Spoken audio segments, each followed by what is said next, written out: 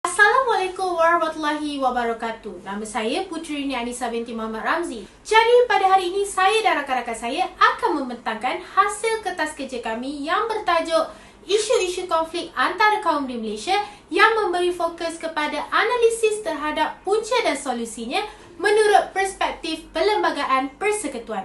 Sebelum itu, mari berkenalan dengan ahli kumpulan saya. Assalamualaikum, nama saya Sharifah Nifa binti Said Tajuddin.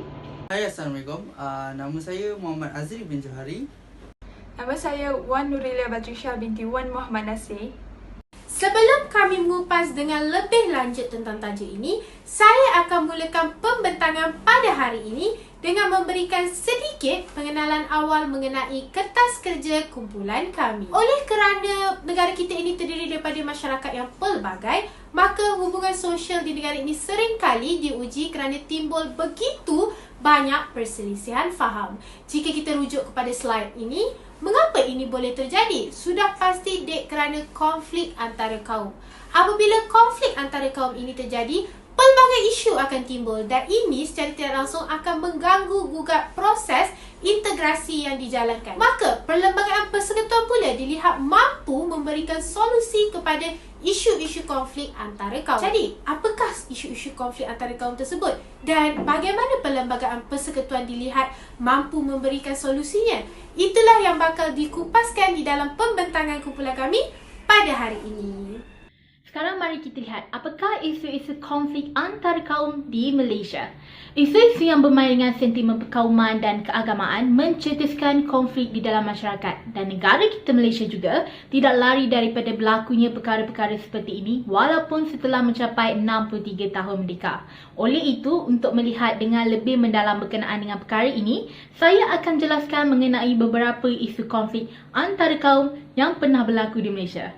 Yang pertama adalah isu tragedi 13 Mei 1969. Tragedi 13 Mei 1969 merupakan insiden rusuhan kaum yang terburuk pernah berlaku di dalam sejarah Malaysia. Dan kesan daripada peristiwa berdarah ini, lebih daripada 100 orang rakyat Malaysia terbunuh dan tercedera. Boleh dikatakan konflik ini tercetus antara orang Cina pada ketika itu memprovok orang Melayu dengan perkataan-perkataan yang menghina yang akhirnya menimbulkan amarah orang Melayu sehingga tercetusnya tragedi berdarah ini. Yang kedua adalah isu hak keistimewaan orang Melayu.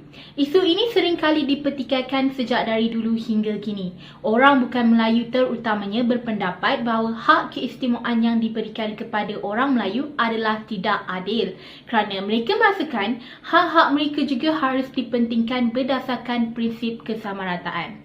Beberapa isu yang sering dipersoalkan oleh golongan ini antaranya ialah isu dasar kebudayaan kebangsaan, bahasa Melayu, kedudukan institusi beraja dan beberapa tahun lepas ada juga isu yang menuntut supaya UiTM dibuka untuk semua kaum. Yang ketiga, isu sensitiviti keagamaan. Antara isu sensitiviti keagamaan yang pernah berlaku adalah seperti isu berkenaan penggunaan pembesar suara untuk laungan azan, bacaan dan aktiviti masjid. Berkenaan dengan isu ini, orang bukan Islam merasakan ia telah mengganggu ketenteraman awam. Perkara ini telah mendatang ketidakpuasan hati orang Islam kerana ia dianggap tidak menghormati agama Islam.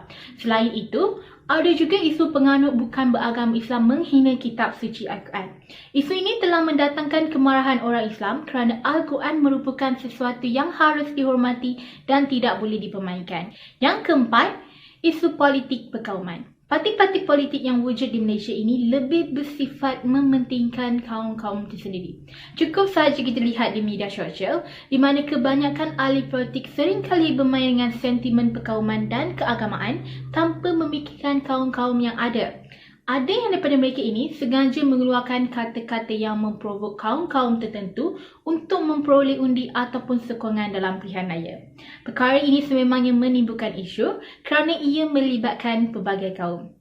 Akhir sekali adalah isu sekolah vernacular.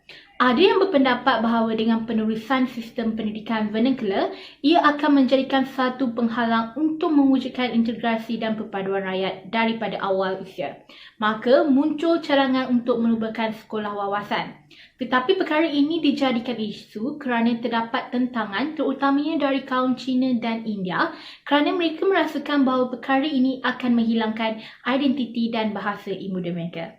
Itu sahaja untuk isu antara kaum di dalam Malaysia.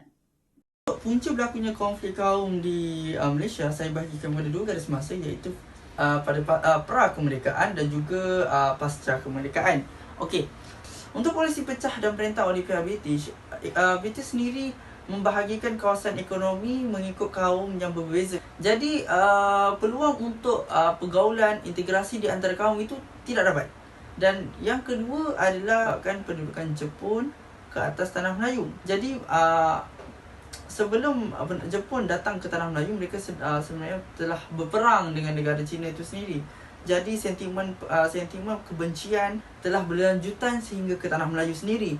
Dan lebih teruknya, apabila Jepun tu sendiri lebih mengutamakan orang Melayu berbanding Cina dalam sektor ekonomi, dalam sektor pentadbiran. Orang Cina menganggap orang Melayu ni adalah kawan dan sekutu serta tali barut pihak Jepun. Jadi apabila pihak Jepun menyerah kalah pada 1945, Parti Komunis Malaya telah membalas dendam terhadap orang Melayu yang dianggap sebagai tali barut. Mereka membunuh, menyeksa, membakar masjid, menyebabkan orang Melayu sendiri terpaksa untuk bertahan demi survival hidup bangsa dan agama Islam itu sendiri. Jadi semasa pasca kemerdekaan, sentimen perkauman lebih tertumpu kepada agama. Sebab yang pertama adalah isu agama Islam yang eksklusif. Jadi agama Islam ini telah meliputi semua aspek dan ad-din ataupun cara hidup dalam semua kehidupan masyarakat. Jadi mereka menganggap agama Islam ini telah lebih mengutamakan orang Melayu itu sendiri berbanding agama-agama lain. Isu lain adalah kebebasan agama kepada agama selain Islam. Sebagai contoh, perkara 11/3 Perlembagaan Persekutuan mengatakan bahawa orang bukan Islam tidak boleh menyebarkan agama mereka kepada orang Islam. Sedangkan agama Islam ni boleh disebarkan pada tempat-tempat awam. Selain itu adalah isu bahasa di dalam agama, utamanya agama Kristian lah. Kerajaan telah mewartakan 4 perkataan yang hanya eksklusif kepada agama Islam itu, iaitu Allah, solat, Kaabah dan Baitullah. Selain itu, isu pembinaan rumah ibadat pada agama-agama lain yang sukar untuk mencari dana, sukar untuk mencari bantuan dalam membina rumah ibadat mereka sendiri. Sekarang, mari lihat pula kesan daripada konflik di antara kaum di Malaysia. Kami akan mengupas dari 3 aspek utama, iaitu politik, sosial dan ekonomi. Kesan pertama adalah melalui perspektif politik. Konflik antara kaum boleh menggugatkan kestabilan politik negara.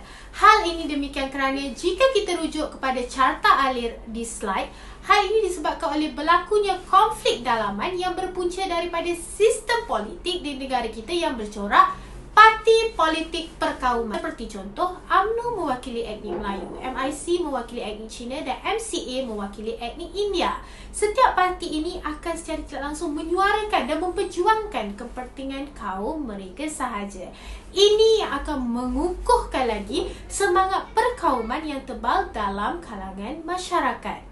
Jika hal ini tidak dibendung dan ianya tetap berterusan, sistem politik negara di Malaysia akan terus dikerumuni masalah dan ini akan menuju kepada masalah yang lebih besar, iaitu keadaan negara akan menjadi tidak aman dan kucar kacir. Kesan kedua adalah melalui perspektif sosial. konflik antara kaum sudah pasti akan menghakis perpaduan antara etnik di Malaysia. Kesan ini memang paling asas dan pastinya berlaku. Dan kita boleh merujuk kepada salah satu isu yang menjadi bualan hangat, iaitu sistem persekolahan pelbagai aliran, di mana pelajar secara tidak langsung akan bercampur dan berinteraksi dengan kaum mereka saja. Bukankah ini akan mencetuskan lagi perpecahan di antara etnik dalam masyarakat kita? Lebih kronik lagi apabila cadangan mengintegrasikan pelbagai kaum di bawah satu sistem pendidikan yang sama seperti sekolah wawasan ditolak mentah-mentah oleh golongan tertentu. Sudah pastinya tidak relevan lagi Malaysia meneruskan sistem pendidikan sebegini kerana sekolah merupakan tempat interaksi paling asas sesama kaum berlaku. Kesan ketiga lebih fokus kepada perspektif ekonomi, di mana sudah pasti apabila konflik antara kaum berlaku, ia akan menyurus kepada kejatuhan dan kemelesetan ekonomi negara. Jika kita lihat kepada slide, ia bermula dari hubungan sosial yang renggang, kemudian kepincangan yang berlaku dalam sektor politik akan menjurus kepada negara mungkin berdepan dengan keadaan ekonomi menguncung. Hal ini demikian kerana apabila keadaan negara sudah tidak aman, pasti para pelabur luar akan merasa bimbang untuk melabur di negara kita. Dan proses seperti import dan ekspor juga pasti akan terjejas. Pandangan dunia ke atas negara kita juga akan terjejas kerana negara dilihat berada dalam keadaan kucar-kacir dan tidak aman. Seterusnya, saya akan membentangkan solusi kepada konflik antara kaum menurut perspektif Perlembagaan Persekutuan. Sebelum itu, apakah itu Perlembagaan Persekutuan? Ia merupakan sumber undang-undang tertinggi bagi negara yang berdaulat. Oleh itu, ketinggian Perlembagaan Persekutuan ini memang tidak boleh diatasi oleh mana-mana institusi. Sebagai contoh, Badan Perundangan, Kehakiman dan Eksekutif serta yang di-Pertuan Agong adalah tertakluk kepada Perlembagaan Persekutuan. Selanjutnya, berkenaan dengan pembentukan kontrak sosial. Seperti yang kita ketahui, Perlembagaan Persekutuan diisytiharkan secara rasmi pada 31 Ogos 1957. Semasa mereka merangka Perlembagaan Persekutuan ini, pemerintah kaum Melayu, Cina dan India telah berunding dan membentuk kontrak sosial setelah mencapai persepakatan. Dan kontrak ini juga adalah merupakan hasil daripada cadangan dan pandangan orang ramai, termasuklah daripada etnik Melayu dan bukan Melayu. Seperti yang kita lihat di sini, kontrak sosial ini mengandungi 5 perkara yang penting. Yang pertama, hak kerakyatan. Orang bukan Melayu telah diberikan hak kewarganegaraan yang longgar berasaskan prinsip Jos Soli. Manakala orang Melayu pula diperuntukkan 4 perkara, iaitu agama Islam sebagai agama persekutuan, bahasa Melayu sebagai bahasa kebangsaan, dan yang ketiga, hak istimewa orang Melayu, seperti contoh dalam sektor ekonomi dan sebagainya. Dan yang terakhir, kedudukan Raja-Raja Melayu yang merangkumi unsur-unsur tradisi dalam perlembagaan. Jadi, bagaimana Perlembagaan Persekutuan ini boleh dijadikan solusi kepada konflik antara kaum? Menerusi isi kandungan kontrak sosial ini, kami dapati bahawa kontrak sosial ini adalah realistik, mengambil kira kaum Melayu sebagai penduduk pribumi. Dalam kontrak ini, semua kaum diberikan jaminan hak timbal balas terhadap kerelaan mereka melepaskan sebahagian daripada hak yang lain. Ini bermaksud perkara dalam perlembagaan yang dianggap menguntungkan orang Melayu diimbangi dengan peruntukan lain yang juga memberi kelebihan kepada etnik bukan Melayu. Antara salah satu contoh, perkara yang menetapkan Islam sebagai agama persekutuan diimbangi dengan peruntukan kebebasan bagi setiap rakyat bukan Islam untuk menganut atau amalkan apa-apa agama dalam suasana yang aman dan harmoni. Di sini amat jelas bahawa kontrak sosial ini telah wujud sebagai perjanjian perdamaian dan ia sememangnya telah dipersetujui oleh rakyat berbilang kaum terdahulu. Oleh itu, untuk pastikan keamanan negara yang diperjuangkan ini kekal selama-lamanya, setiap rakyat Malaysia yang berbilang kaum mestilah menghayati, memahami dan menghormati akan kontrak sosial ini. Untuk kesimpulannya, saya berharap semua pihak merujuk kembali Perlembagaan Persekutuan, iaitu suatu perlembagaan utama negara dan menjadi undang-undang tertinggi di dalam negara kita. Kita haruslah wujudkan perbezaan dalam semua kaum ini sebagai keunikan negara. Selain itu, kita haruslah mendalami sejarah bangsa negara kita untuk kita memahami kenapa ini diwujudkan dan bagaimana negara ini diwujudkan. Akhir kata, semua aspek ini adalah penting untuk kita membina satu identiti negara yang sama untuk menjamin keharmonian negara pada masa akan datang. Okey, baiklah, itu sahaja pembentangan daripada kami. Saya berharap semua dapat dengar dan faham apa isi kandungan yang kami sampaikan. Sekian, terima kasih.